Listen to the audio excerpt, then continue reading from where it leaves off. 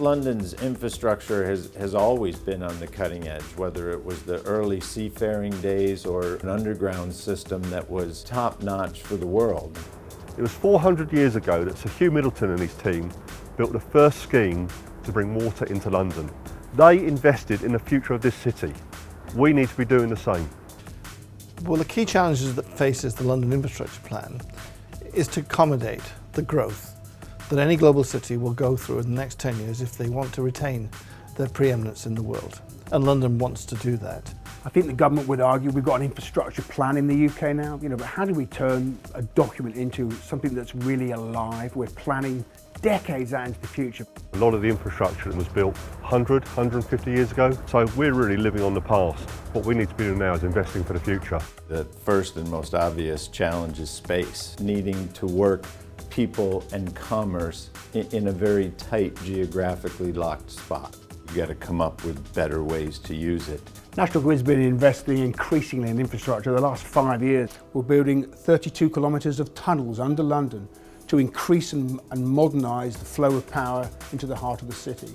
Over the next 5 to 6 years, we'll invest £3.2 billion replacing old Victorian gas mains. We rely on a sewer system that was built 150 years ago. Every year, there are 39 million tonnes of raw sewage going into the River Thames.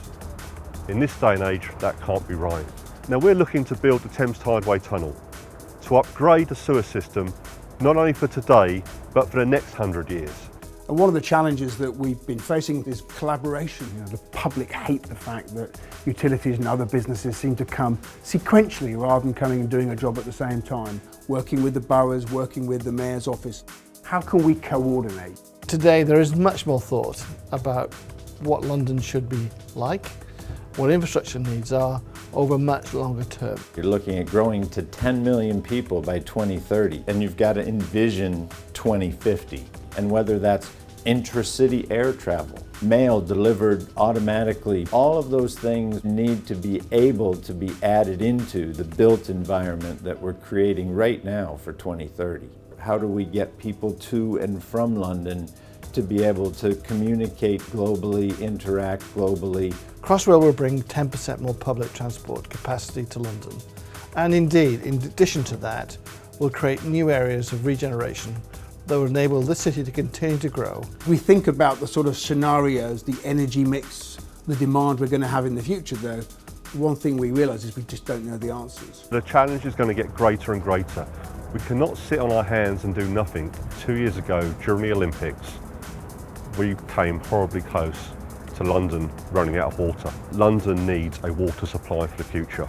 If I was managing London and I was looking at my risk register, I would build that reservoir and I'd build it quickly. As the capital continues to grow, it is essential that we complete the major projects already underway on time, but also that we step up our planning for the decades to come. We can rightly be proud of everything that's been achieved, but now is not the time to stop and admire the view. The whole emphasis now is about capital investment to improve the infrastructure that makes London a more sustainable city. It needs some big, bold, brave decisions to invest in London, to support the economy, to support this fantastic city.